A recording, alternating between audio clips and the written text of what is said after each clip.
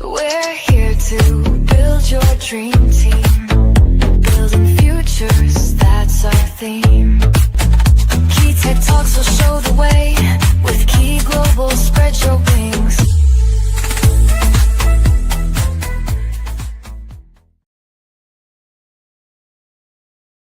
Willkommen, bienvenue, welcome one and all to another live stream. A great pleasure to welcome in the virtual studio Lauren Halket, founder of Key Global Recruitment, and Sabrina Menasria, of an author, a speaker, a founder of Singularity, and a person with a great knowledge base about what it is to be neurodiverse in tech. Welcome, both of you. Thank you so much, Gareth. It's an absolute pleasure. Can I first of all say, Lauren, I'm going to hand over to you. Fantastic. Well, first of all, Sabrina, thank you so much for coming on to our show. It's an absolute pleasure to have you. So thank you very, very, very much. So I've got a couple of questions that I'd like to ask you. And I think the first one would be, what are the unseen strengths of neurodivergent people? First of all, thank you for inviting me to this show. It's true that we tend to speak usually about the challenges that neurodivergent people face in companies, in organizations, but we tend to forget their strengths. And when it comes to the tech industry, we know that the digital and tech industry has been created and invented by neurodivergent minds, neurodivergent leaders, top leaders, big companies like Apple, and we can speak about Elon Musk for sure. Not being polemic here, but just talking about the companies that they've created. So very precise link between the neurodivergent minds and the tech industry. And it's very interesting to consider that, to consider the talents and what are these unseen strengths that they do have. And I would say, to answer your question, the divergent mind, because the tech industry is, and if we take, for instance, cybersecurity, you need to have a divergent mind to be able to consider all the options to get into a system. And only a divergent mind can do that, but not only in that field, but this is a good example of how we need neurodivergent people in the tech industry because of their mindset, because of their cognitive mind and the way they approach problems and situations from different angles.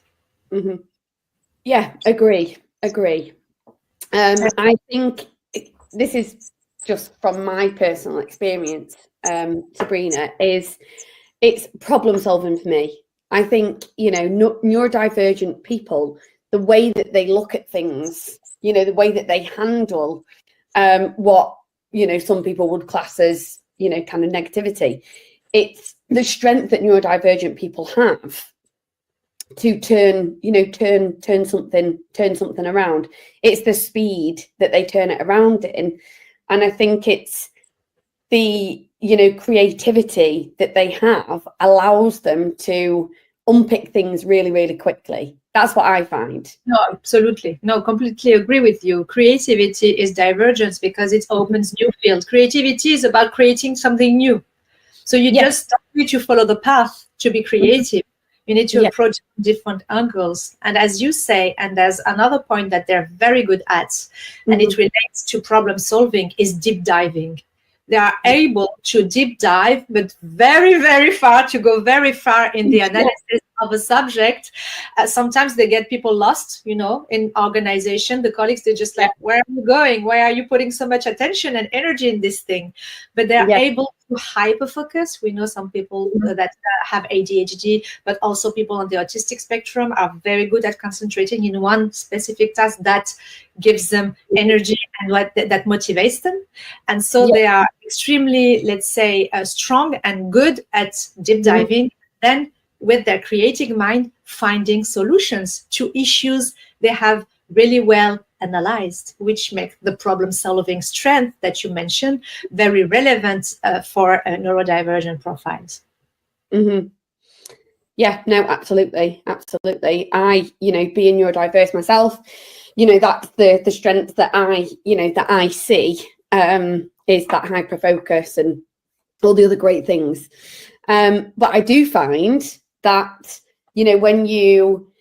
I think it's everything in moderation and cutting things up and breaking things down, because I think when you try to, if you're not managing your neurodiverse talent, well enough. Don't overwhelm them is what I would say to any tech business is, don't overwhelm them with, kind of too much. Break things down, give it to them in sizable chunks, and even breaks, make those breaks so that they can just hyper focus in those different areas. That's exactly the issue with having this divergent minds, is then it opens new doors. So then you need to just close the doors and say, okay, now come back and focus on this, because the mind itself will just go to a journey that maybe doesn't match the objective of the request. So a good thing to do to support that specificity, which is a strength, but becomes a difficulty when you have an objective and you have to tend to this target, and your mind is still opening doors because it hasn't, analyzed the whole thing, and it wants to go more. The thing with managers, of course, and the greatest challenge in managing neurodivergent people is to be able to allow them to open new fields of analysis, because they need that, they need this to be able to bring their strengths to the table and just be able to express them, their divergence. But in the same time, and this is the difficulty, close doors and say, okay, come back. And as you say, cut the tasks and say, okay, this is, you see the global picture, you see all the things, but just focus on this part of the job, and then we'll see the others, and I will support you in getting to these objectives step by step. Yeah. Good managers, they do, but some others, like, okay, do this thing, and they expect a result, but the person, the profile is not able to provide this because of time, maybe lack of time, or maybe going too fast. This is, the double side of neurodivergent people. So it needs really support and understanding this specificity of the divergent mind to be able to support it and bring it for results for the organizations that are for the person, but also for the organization. I also feel as well, just something, that I put in place, for me and my business, is patience. Sabrina, I think as well, that all neurodivergent talent need, within tech. It is patience. Don't give up so easy, on those neurodivergent talent, because you could have some real big stars within your workforce that you're just, not being patient enough with. Because like you say, my mind is constantly wanting to be ahead of the curve, constantly 10 steps in front. It just moves so fast and gets so bored so quickly. You want that shiny next product. You want to constantly innovate and pivot and take over and, run faster than you can. You're just a really, ambitious. I'm just a very, very ambitious and passionate person. And it's great, it's great that I'm so passionate about, my business and creating this community about my strength, about my weaknesses that I'm trying to turn into strengths. But I think we're big energy, we're big minds, big thinking, and management wise, I think there is, I think that the patience is a big thing as well as those breaks, and it's just part of that understanding of that person. To be able to see them flourish. Patience is important, but also benevolence. And there's also a double-sided job, because, the manager can adapt and be benevolent and be patient. But on the other side, the profile, the person that is neurodivergent, can also understand that the pace may be too fast for the environment. So there's also something that is very difficult to do for neurodivergent people, because some, they're going very fast. And for their environment, it's very complicated to follow them up. So just considering the other side of the mirror, that I may go too fast, I may lose people, and sometimes I need to slow down. Not in it's very difficult, because there's this energy and this will to go far. But sometimes, as I say, sometimes it's good to go fast, but we don't need to go alone.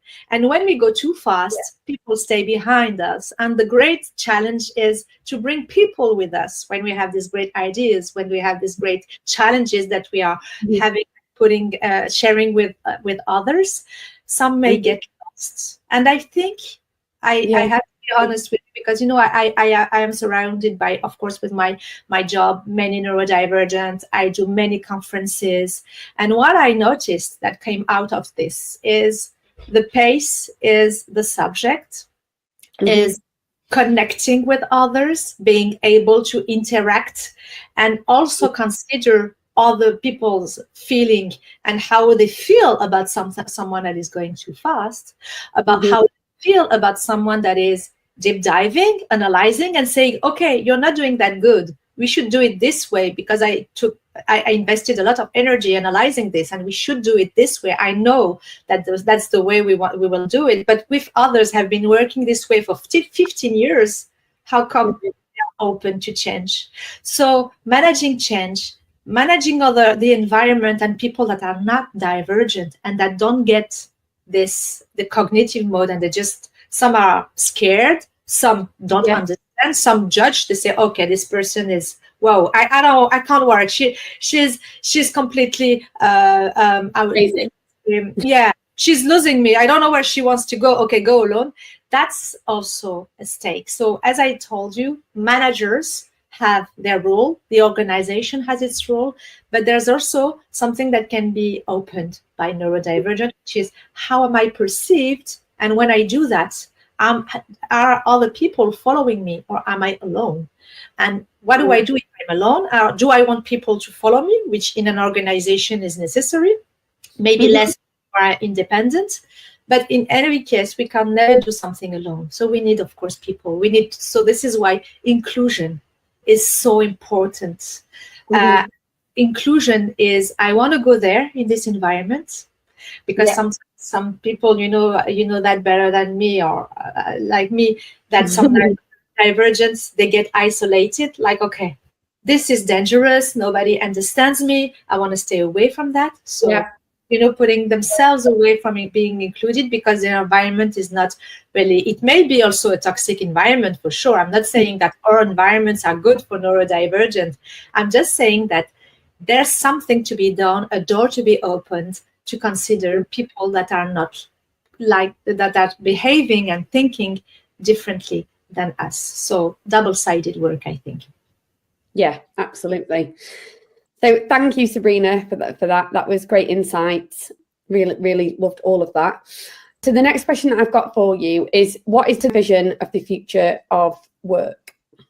I think that we are facing one of the biggest challenges that we have ever faced at work. It's employee commitment. I mean, people are not anymore committed to their job. They need to find purpose. They need to know why they're waking up in the morning. Why are they using 10 hours, 8, 7, 10, 12 hours for what? What's the point of this? And they are getting back their time and energy and saying, okay, do I want to invest my time there? And some may say no, but the problem is that it would be easy if people were not committed and say, okay, I'm not committed anymore. I want to leave the company and that's it. But this is not how it happens. They ghost their job. This is what we call the quiet quitting. So they're not, they're there. They're staying because everybody has financial issues for sure. We are facing all the same thing. So they stay, but they don't give all that they have to give. So that's the greatest challenge of companies today, is how do I get their energy and I get them committed and wanting to get involved in their work and in my organization. So that's a huge challenge for organization today. I believe that the answer to that is putting people in their talent zone. This is very relevant for neurodivergent people, but when you are in your talent zone, you're giving the best of yourself in an area that you like, that you're good at, and they are not suffering also from. And most of the people, or I would say in the old time, we were studying something just to get a job. whatever, you like it or not, that's the great way. You want a big job, you go there, you study this, you want this. And this was not really linked to what do I want to do and what gives me pleasure?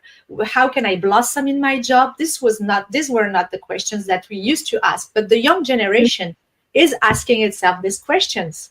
So they're not ready to sacrifice for a job anymore. So that's a great challenge. So putting people in their talent zone, considering what they're good at, instead of only looking at the resume and do you match this is what can you do? Is there some hidden talent that you have, like a math skill, that you can bring to the table that makes you being very happy to do this job?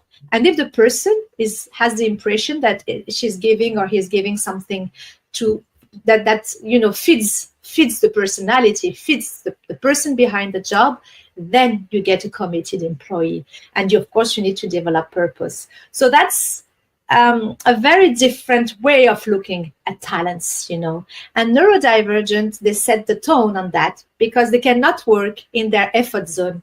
They can only work in their talent zone. They suffer too much. If you put a neurodivergent in its effort zone, the suffering can be so high that it can cause mental health issues, Yeah. So they set the tone. They're like canaries in the gold mine. Like, okay, I have so much to give, but please put me in this talent zone. Don't force me to spend 60-70% of my time in my effort zone. It would be too much for me, and I won't be able to make it. Can I ask a question of both of you, ladies? We're all neurodivergent here, as you know. Have you ever felt that it's quite an uphill struggle to get employers to understand that to get the best out of their neurodivergent employees, it's about creating the environment in which they want to be? And I've worked for people in the past, and they not got that. They just don't get that. The environment that you're working within is everything, isn't it? What do you think about that, Sabrina? Yeah, agreed. The environment is like 60% for neurodivergent, but companies, there are two issues on that. First thing, companies don't know anything about neurodivergent. They think it's just about putting a quiet place in the open space. Yes, they do. They give you a pair of headphones. That's what I got. Give headphones to your employees and you are neuro-inclusive, But this is greater than that. This is not only that. So they don't understand a lot on neurodivergence. They are not trained enough. There's a lack of awareness of what it means. So I think that's a great challenge, is understand, And the second thing, and maybe you will tell me what you think about that, is that neurodivergent themselves, they don't know about their difference. Like 80% of the adults, we're doing much more for our kids now. But the adults, I can tell you, each time I do a conference, I have like 10-15% coming and saying, oh, you were talking, this looks like me, but I'm not neurodivergent. Yeah, exactly. But I'm not one of those. This looks like me, but it's not me. So there's also this thing about disclosing and getting to know better yourself, and so that you can express your needs. Because if you don't know what is your difference, it's very difficult to express it. Not all the environments are ready to listen to your specific needs. It's important to mention that there are some neurodivergent friendly environments. And there are some that are not. So if you can express that, you can analyze your environment and say, okay, I will suffer too much there, or there's something I can do about it, and I can share my difference and share my specific needs.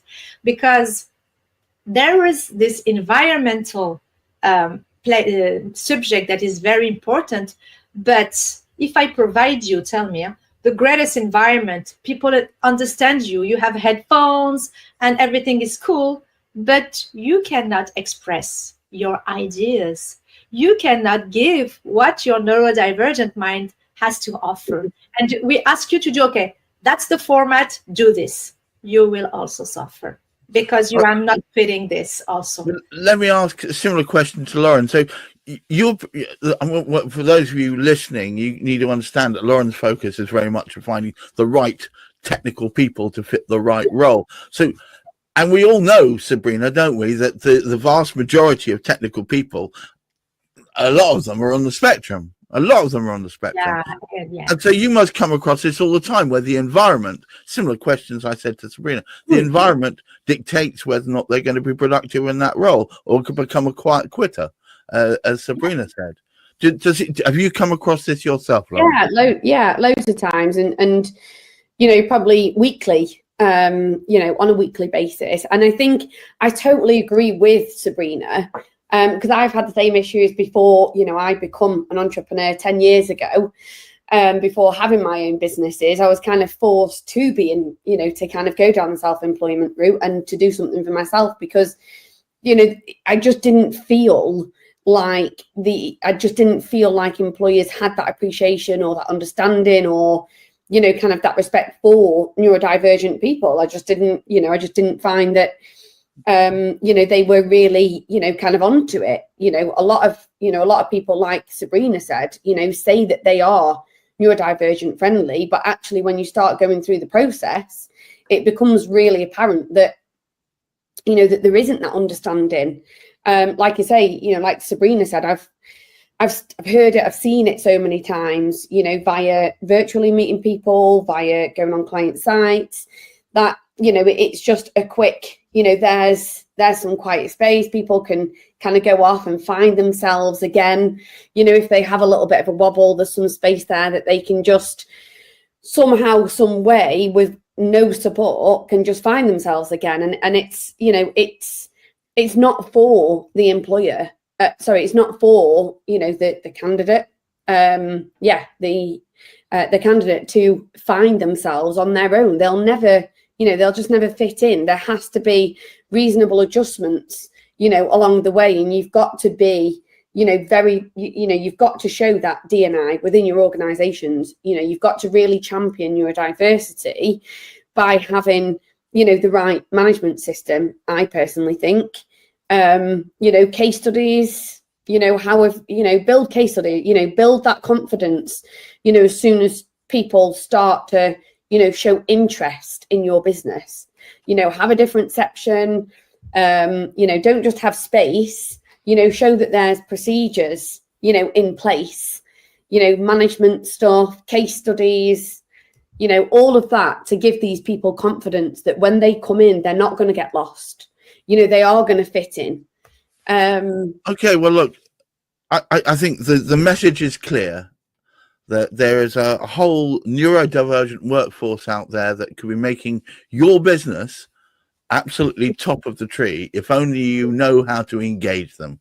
And Exactly. let me draw attention to singularity-talent.com. Sabrina, this is your best place, I think, for people to start off if they want to find out more about the great work you're doing. Is that right?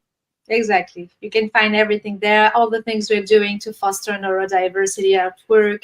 We're doing trainings. We are organizing events also. Great. Because I really believe that we need to change the narratives. We need to explain better what it is. I think people should take great note of that.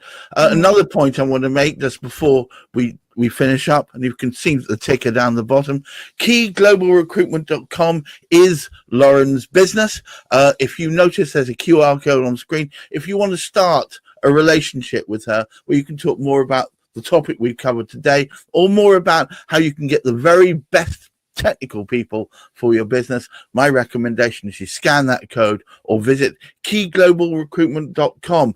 And I just want to say thank you so much personally for a great conversation to Sabrina and Lauren, obviously on form as usual, between the two of you, getting the very best out of the topic. And watch out, because next week there's plenty more to come. Lauren, I'm going to leave you with the last word. If you could summarize what you found from today's talk.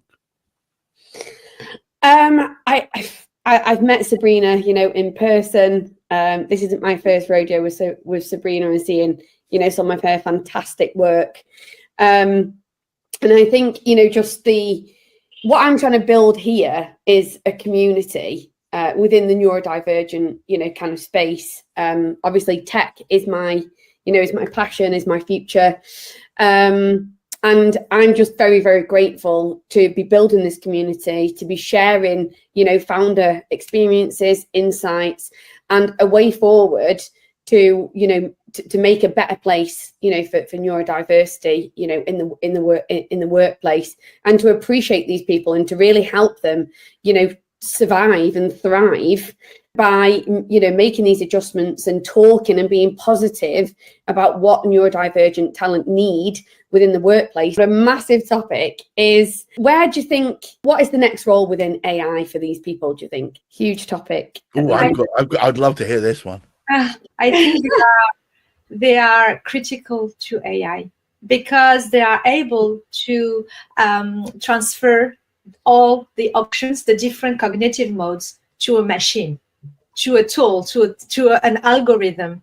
And what do you want for an algorithm than the ability to explore all the options to make it smarter? And when I say all the options, it's not only analytical data, because data is the source, or defining the algorithm. There's also something that I often talk about, but we little speak about, is the emotional intelligence. Because these people are very committed to making this world a better place. They're very intense emotionally. We forget to speak about this, but this is why they are so, let's say, intense in their reactions sometimes, because they can feel things very deeply. But this is also a great opportunity for the world to have these people building algorithms and transferring ethic specificities to the machine to be able to make it more close to our human approach of subjects. So trust and ethical principle. We know that French, we're very, always talking about ethics and so on, but this is highly important to make it more closer to human beings. So AI, for me, cannot be ethical or powerful without these minds. And you have DeepSeek, the Chinese big AI solution, that's just the founder said that we need these people. And if he was successful, it's because he hired people that are diverging, that love to solve complex issues. And he said, if you take them in your teams, then you get something that is very precious, that is the most precious thing in AI, of course, on top of capital and technology, it's ability to innovate.